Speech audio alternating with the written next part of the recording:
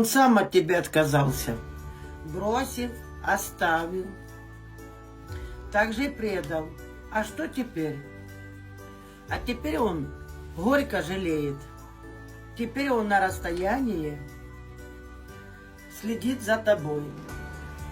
Можно сказать, за твоим шагом. Дорогие отношения у него не получилось. Не складывается.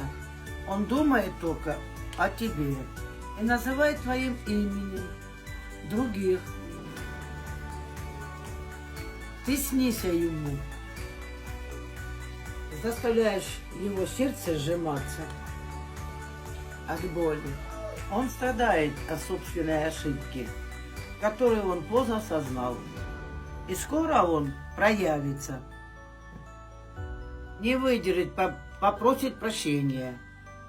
Пиши в комментариях, да будет так. Подписывайся.